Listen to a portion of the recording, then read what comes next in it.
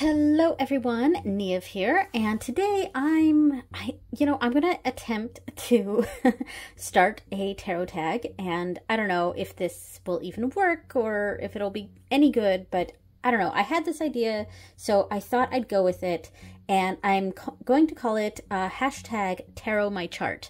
Kind of like Pimp My Ride, but tarotmychart. And kind of my idea is to use your birth chart and basically the signs and what planet they're in, along with the rising, your ascendant, and kind of pick out a deck for each of your positions. So I don't know if I'm explaining that well at all, and I don't know if this is just too out there or too involved, but I don't know. I had the idea, and I went in my tarot room, my ritual room, and I picked out some decks, and I think I'm going to go with this. So first, what we have here, I pulled out, and let me grab the book for it so you can see it. I pulled out my Oracle of the Radiant Sun just so that we can have a visual of what my chart looks like. Basically, and we are missing some because it only does Sun, Moon, Mercury, Venus, Mars, Jupiter, and Saturn. And I was thinking about just keeping it to that plus the Ascendant. But I decided to go ahead and add in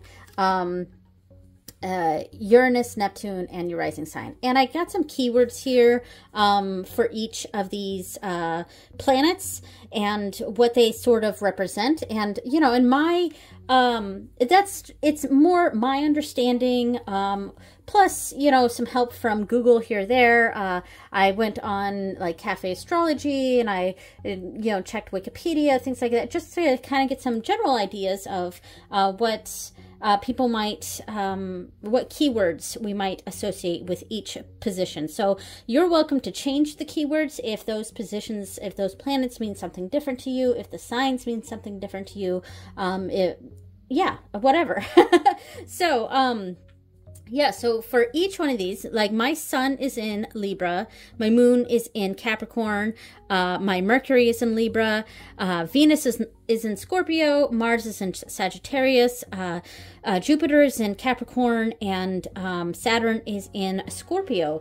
But I'm also adding Uranus and Neptune. My Uranus is in, both of which for me are in Sagittarius, and then my Ascendant is in Cancer. Okay, so yeah, so let's get this started.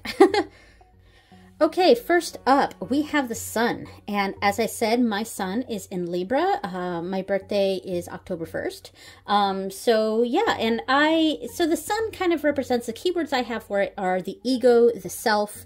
Yeah, and you might have a different sort of understanding of that. And with it being in Libra, I picked out two decks that immediately gave me Libra vibes. Because Libra for me represents beauty, it's social, it represents romance. And even though I am quite the introvert, I am very social, because those two things are not the same thing. I am very social. I can be quite romantic. And then, of course, we have the ideas of balance and indecision, things like that. So I had two decks in mind, but because I have Libra twice in my chart, one of those decks that I decided to use for my Mercury. So what did I pick for my sun? I picked the Crystal Visions Tarot. And yeah, I don't know why exactly.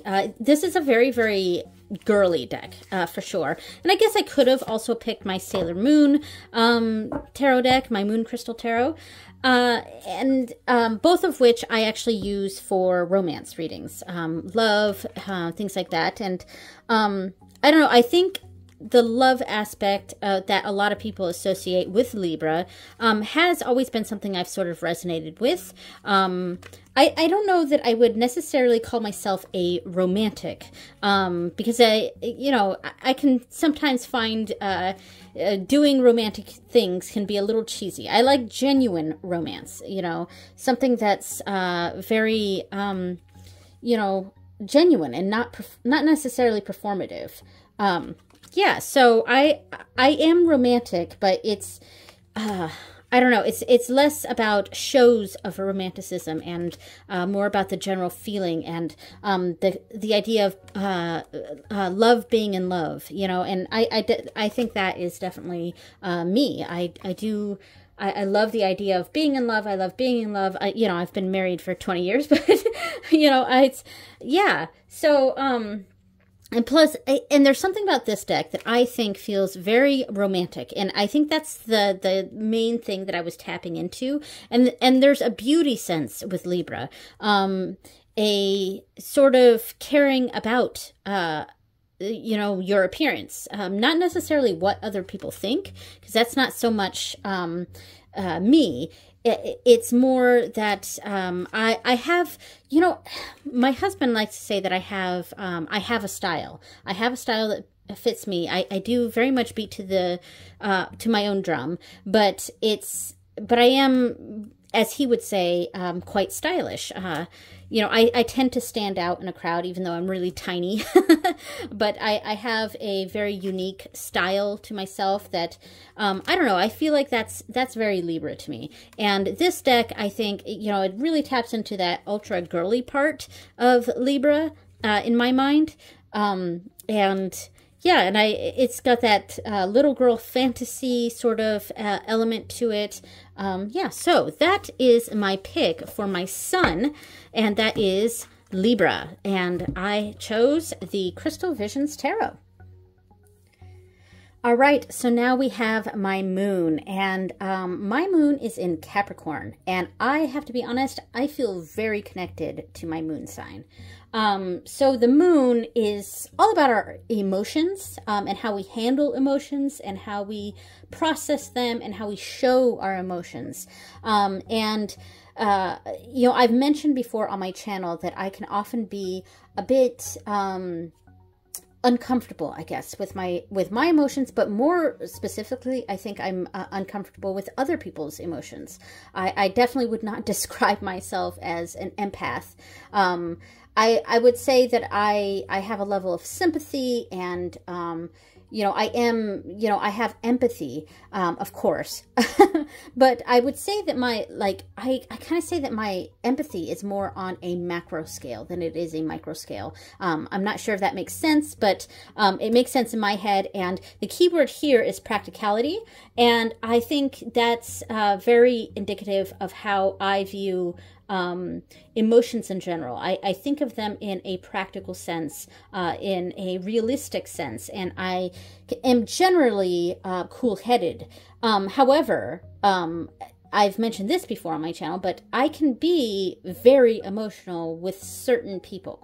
Like I can be very, very emotional or very sensitive with my husband or with anyone else I really care about. If someone's like really in my close-knit circle, that's when I tend to be a lot more emotional. And I would say that those people probably wouldn't see me in this light, but everyone else would, if that makes sense.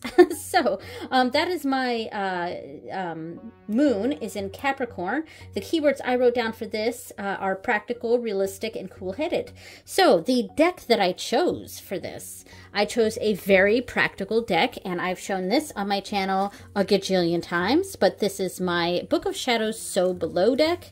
And yeah, I mean, I'm not going to go too far into each of these decks because this will take forever. We have 10 decks in total here.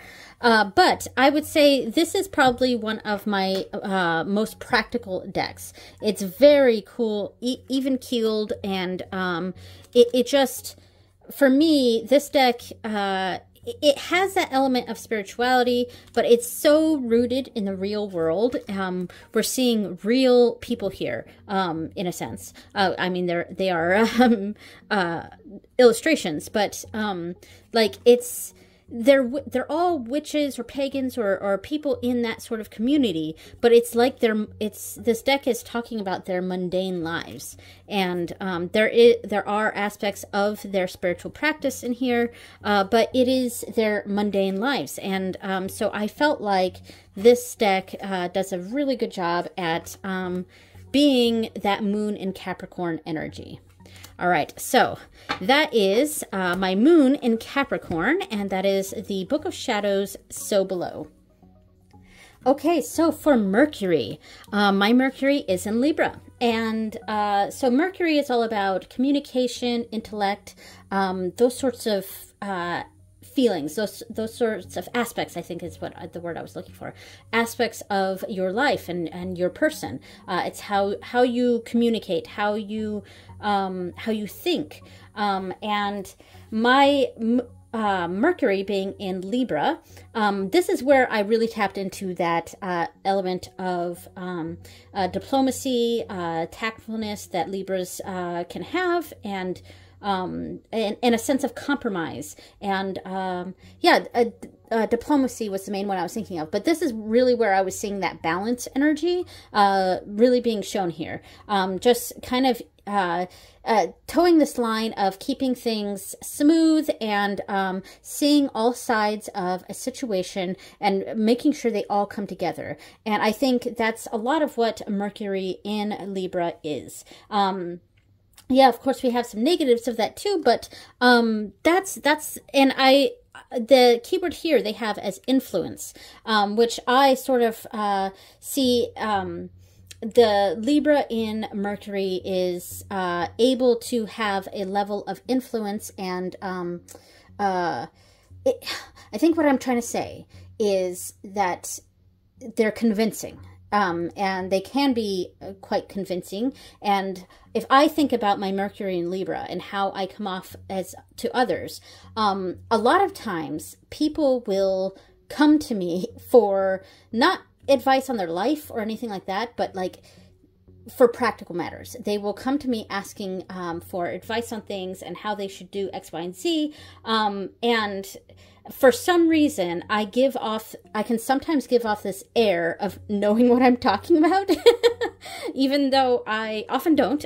But that's also my imposter syndrome coming through, which I will discuss later in a later position. So, so the deck that I chose for this, really tapping into that balance element of Libra, I thought it would be best to pick a Marseille deck, because our Marseille has the pips and things like that. So I chose the Squid Cake Tarot. Oh, it's getting stuck in the bag. There we go. I chose my Squid Cake Tarot here, which is a Marseille. It's got pips, so it's neither that dark or light, but there is a sort of prettying up of it, or a whimsy to it. So which lends itself well to Libra, I think. And plus we got, it's very kind of, I'm not saying that Libra is girly, because, you know, obviously it's not necessarily, but I think for me, Libra often gives me that feeling. So this deck being a little bit frilly, I guess might be the right word. I just think this is a good pick for, if I'm going to pick a Marseille deck to represent Libra, and to really tap into that diplomacy, that balance energy.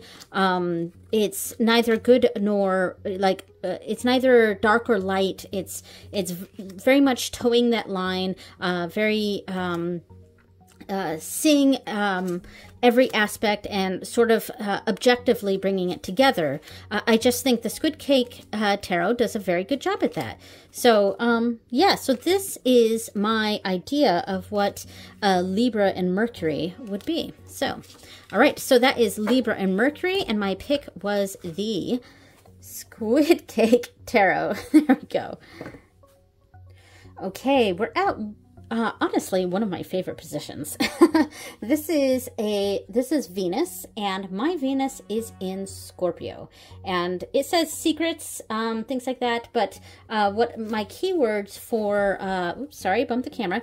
My keywords for Venus were beauty, love, harmony, kind of that how we approach not just love, but like physical love, and so like sex and intimacy, things like that. And my Scorpio being in, or my Venus being in Scorpio, Scorpio is a very intense position, especially to be in in Virgo. I mean, God, I don't know why I'm saying the wrong words here, especially being in Venus. I think I said Virgo because Venus starts with V. Anyway, so like Scorpio, or Venus in Scorpio is very intense. It's very, very focused on pleasure, and but like it can also be kind of needy, because it can have that feeling of neediness, but it's very intense. Like a love affair with a Venus and Scorpio can be quite intense, and I would say that that's accurate to me. I love a lot of passion. So, and I don't care that I'm getting too personal here, because, you know, whatever.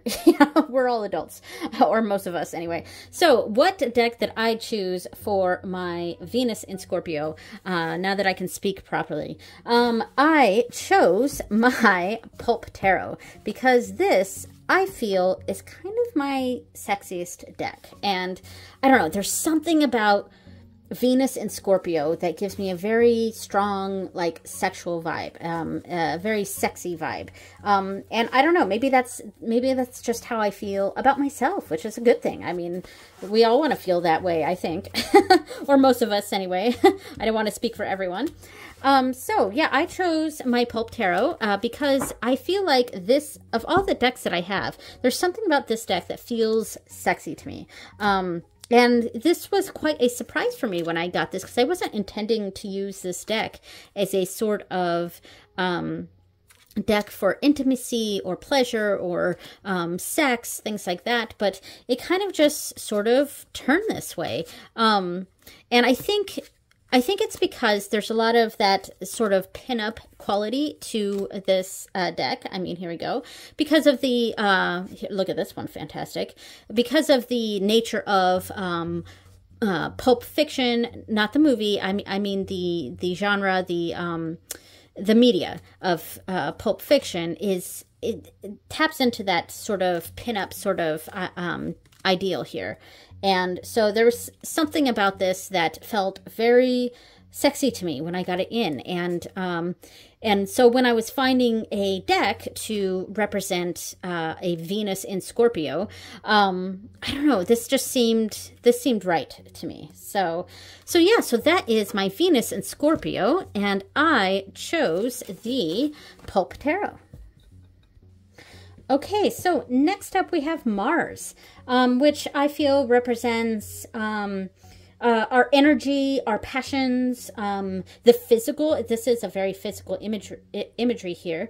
And the keyword they put here for Mars in Sagittarius is domination, which is interesting. The keywords I put with Sagittarius are playfulness, fun-loving, avoidant of things that are not those things, avoidant of things that are unpleasant, and a sort of attitude of winging it. It's Mars in Sagittarius aren't really so much planners so much.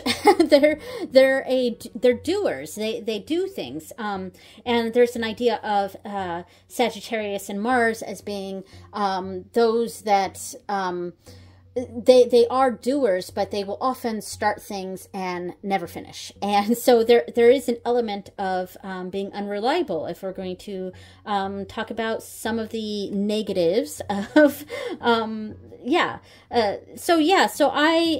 but I was really tapping into that idea of playfulness and this, I do feel connected to this because it gives that level of not so much competition, but just because I wouldn't say that I'm competitive. However, I enjoy playing the game. I do enjoy sports. I enjoy physical activity. I enjoy getting out and doing things. I like pleasure. Yeah, so I would say I love to do a lot of fun things, and so I like contests and competition, but it's less so about winning, and it's more about, like, I'm there for the game. Like, I am totally there to have fun and play the game. So what is the deck I chose? This was a little difficult for me. I wasn't quite sure which one to choose. But I think I went with, I think I decided on the Gromolkin Tarot. And this is the independent version. And sorry, I have a background here, like a cloth. I don't normally have one here, but I was using this Star Trek cloth for a previous reading I was doing, and I just left it here, so that's what the background is. All right, so I chose the Gromolkin Tarot for Mars in Sagittarius because of the playful nature of this deck.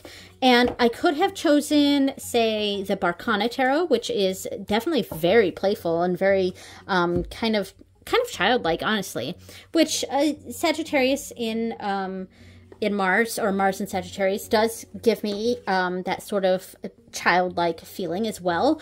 However, I thought the cats just felt a little bit more like Sagittarius here. I don't know. And I'm not exactly sure why, but maybe there's a slight element of seriousness with this that, like, the Barkana would be missing, because that's all, like, it's all very positive. And while I see Sagittarius, or Mars in Sagittarius, as being very fun-loving and playful, there is a serious side to it. I was also feeling like this better represented that cleverness of winging it. And yeah, which I feel like is sort of my motto in life. I will often wing things that I really shouldn't. For example, this video itself, I literally just came up with this idea. So if I really thought about this later on, could I have come up with some better cards or better decks for these positions or these prompts? Sure, I could have. But I just came up with this idea like yesterday, and sat on it for a little bit and came in here and just picked out decks for these different positions. I mean, I wrote some things down, but this really was very much a wing it sort of thing. And I feel like that is very typical of a Mars in Sagittarius. All right, so that is my Mars in Sagittarius, and that is the Gromolkin Tarot. Okay, so next up is my Jupiter. And my Jupiter is in Capricorn. Now, I feel like, I know that Saturn rules Capricorn, but there's something about Jupiter in Capricorn that for some reason feels like it belongs for me. So Jupiter, I wrote down the keywords for that were luck, expansion, and plenty. Like, it's a growth sort of card, and it's how much luck plays into your life. And yeah, and it being Capricorn, their keyword here is control, which, okay, I can see that, like, there's a sort of controlled luck, but I've got to say that I have been extremely lucky in life. I've definitely had hard times and things like that, but I have been extremely lucky in life. And part of that is my own privilege of, what I was born into, what the opportunities that I've had in life, that I was just privileged to have those things, of course. But I also feel like, and this is where Capricorn comes in, I think I am naturally lucky. And I think some of that has to do with my level of a sort of business sense. Like, I'm not like super intelligent as far as business goes, but I tend to, have a certain instinct for those sorts of things and for getting things right.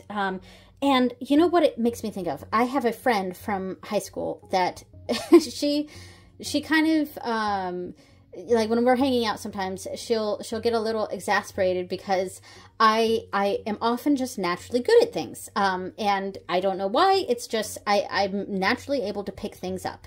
And I think that has a lot to do with Jupiter in Capricorn.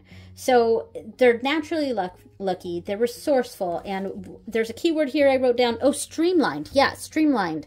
I think, and you know, okay, so this video, I think we're all going to be talking ourselves up a little bit. So I feel a little bit self-conscious there, but at the same time, I think it's okay. We can talk ourselves up, okay?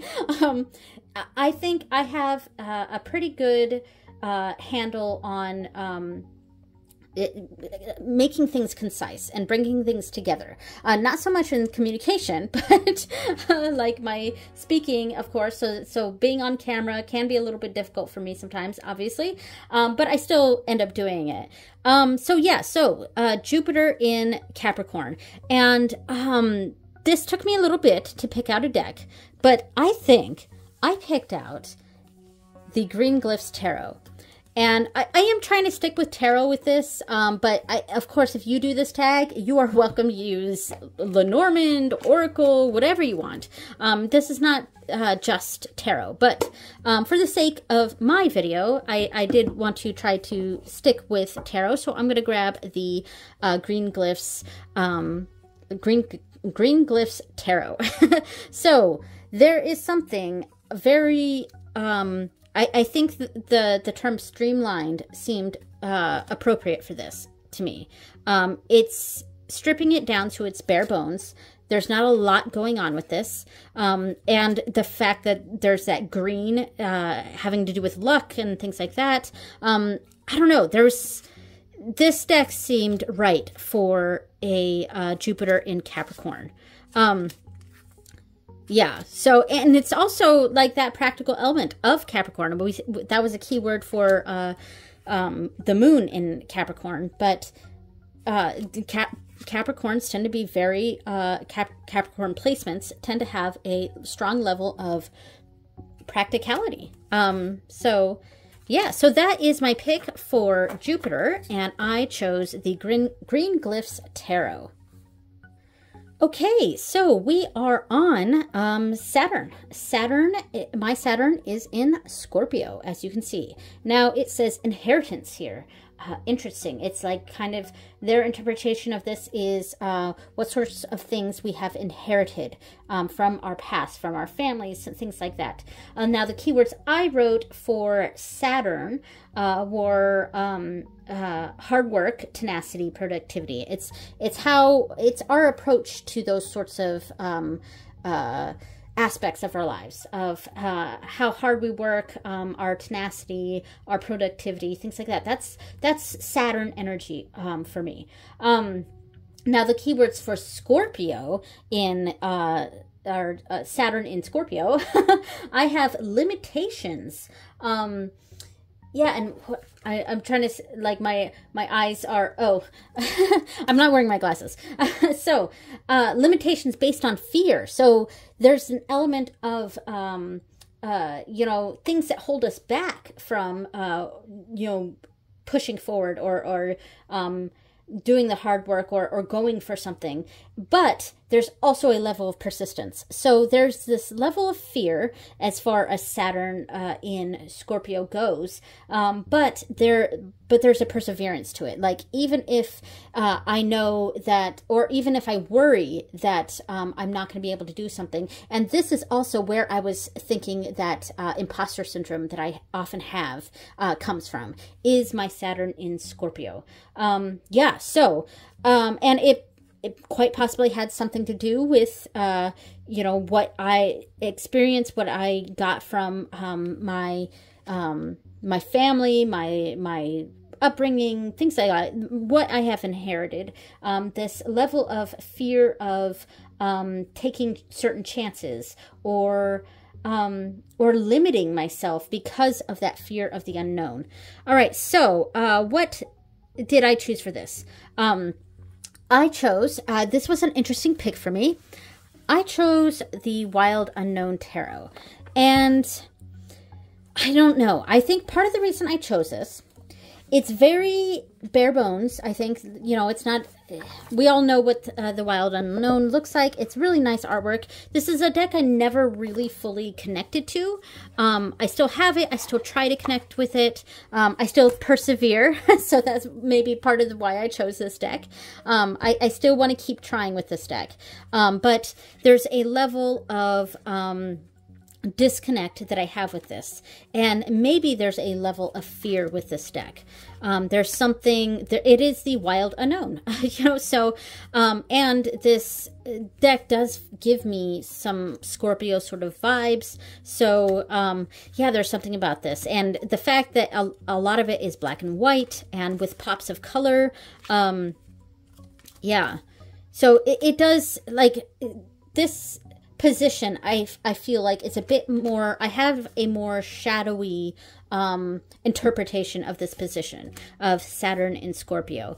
And I don't know if that's right or wrong. It's just, I feel like a lot of my views of my potential and my fears of succeeding come from this Saturn and Scorpio energy. And I don't know, something about the unknown, Wild Unknown here it really taps into that. And I think part of that is because I never really felt connected to this deck, but I still keep it and I still keep trying. I still persevere.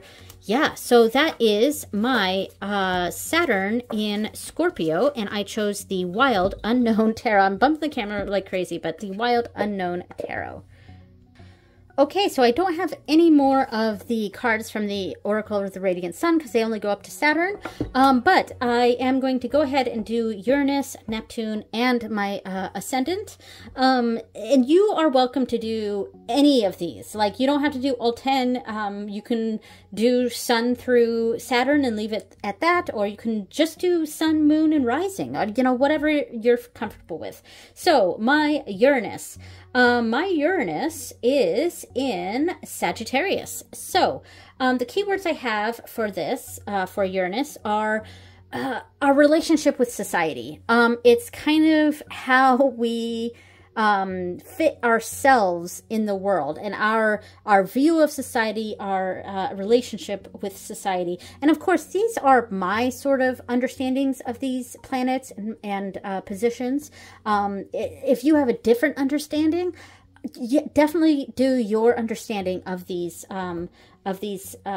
planets. So anyway, so I chose for Sagittarius, I chose, let me pull it out, the Art of Adventure Tarot. Now, I chose this because Sagittarius here, again, I sort of tapped into that sort of playful energy of Sagittarius, but with this, it's a level of freedom, going your own way, maybe anti-authority, but also that level of optimism that I feel like this deck does a good job showing. I mean, this is a quirky deck. And yeah, I mean, I could have also picked this for an Aquarius position. I think it would have fit in a lot of Aquarius positions because of how wacky this deck is.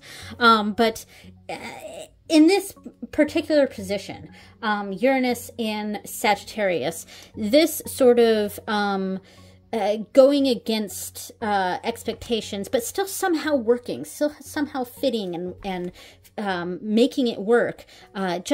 It fit very well in my mind with a Uranus in Sagittarius. There's a level of freedom with this. They're not very constricted. I mean, there's limbs coming off. There's tree branches growing into legs. There's this also this level of like anti-authority to this. Definitely going their own way. And yeah, so this I feel like does a very good job representing Uranus and Sagittarius. All right, so that was my pick for Uranus and Sagittarius, and that was the Art of Adventure Tarot. Okay, so the last of the planets, I chose for Neptune, which I think represents kind of our spiritual connection. Uranus was kind of our relationship with society here on Earth. But Neptune, I feel like, has a bit more of a dreamy quality to it. It's a bit more abstract. It's our spiritual connection. It's our universal truths. It's I also wrote down morality, and I don't know how accurate that would be, but yeah, that's what I wrote down for this. And my Neptune is also in Sagittarius, and the keywords I wrote for that were open-minded and idealistic. So I chose... I'm sure you guys are sick of seeing this, but I chose the Wonder World Tarot. Yeah, and I think this more has to do with the world of Alice, and this makes sense to me. This the world of Alice being incredibly open-minded and idealistic, and again, we've got that energy of perseverance that we saw with Saturn in Scorpio, but Alice going through and still persevering through all of these different things. But there was something about this for Neptune in Sagittarius that just made a lot more sense in this position. There is talk about an open mind, and Alice had to have had an open mind to navigate this world, to navigate Wonderland. And yeah, so I just... And it's got that quirky element, too, that I feel like is very Sagittarius, that fun aspect to it. Yeah, I don't think there's a whole lot more I want to say about this. I just think the Wonder World Tarot, or honestly, any Alice in Wonderland deck would have worked fine for this. But this is the only Alice in Wonderland deck I have, and I don't know. I think it's nice. I think it does feel very Sagittarius to me. So yeah, so that is my pick for Neptune in Sagittarius, and that is the Wonder World Tarot. Okay, finally is the Ascendant, the rising sign, and I think that so the keywords I wrote for the for this are natural reaction to new people and situations, and yeah, and it kind of it can show your initial first impression on people, but this sort of impression, I feel like, it goes away pretty quickly, and then we start to see that sun energy that most people associate with their sign. But I feel like it shows up again in our inner circle, and the rising sign or the ascendant is often called the mask. And so my rising sign is in Cancer, and this is a position that I think I have the hardest time with. And it probably has to do with my moon being in Capricorn. And like all of my positions here are, you know, later in the year. It's Libra, Capricorn, Libra, Scorpio, Sagittarius, Capricorn, Scorpio, Sagittarius, Sagittarius. So, and then we have Cancer here. That is like, it's more in the middle of the year, and it's, I almost feel like this is the, it's the black sheep of my it's the black sheep of my chart. Not in a bad way. I definitely like my, my ascendant, at my, Cancer rising. I don't mind it. It's just, Cancer for me represents that sort of, sensitivity and, gentleness, and the keywords I wrote here for gentle, familiar, comforting, need for security and safety. And so I chose the Cosmic Slumber Tarot to represent my Cancer rising. And so I chose this deck, and I could have chosen something very sweet and cute, like, you know, like my Barcana, or something else that I have that's very sweet and cute. But I chose this because there's a depth to this deck. There's something very, very deep about this. This is often the deck that I use, or I think of my oldest child for. But this deck, for me, just feels, it feels like it's tapping into that part of myself that I can often be uncomfortable with. This is a part of myself that comes out with my close inner circle. And it might have, I might give off this energy at first to people, but then they see my Libra, they see my moon in Capricorn, and it's not until they get a lot closer that I show this side of me, this very, I think, dreamy, maybe. And these are concepts that I often have trouble with. Very emotional, very, yeah, like security blanket type of feeling to me. Yeah, I'm just trying to figure out I'm working through it as I'm talking right now, you know, like this is that winging it aspect of myself here. But and I feel like there's a little bit of that lack of confidence that I sometimes have that shows up in this deck. Yeah. So it's things like, I really, really like this deck a lot, but I think there are elements of this that really do tap into aspects of myself that I'm not always comfortable with. And I think that shows in my rising sign, Cancer being in my rising sign. And I feel like my moon in Capricorn just cannot stand my Cancer rising. I feel like they clash sometimes. But yeah, so that is my pick for my Cancer rising, and that is the Cosmic Slumber Tarot. All right, so that was everything. Thank you so much for watching, everyone. I'm just gonna kind of put these out here for the thumbnail real quick. Yes, thank you so much for watching, everyone. And if you do this tag, definitely use the tag. I would love to see your responses. I would love to see what you come up with. Or I'm gonna leave my keywords for each of the planets down below in the description. But you can use your own keywords, or you can use as many planets or positions as you want for this. Thank you so much for watching, everyone, and I will see you next time. Bye!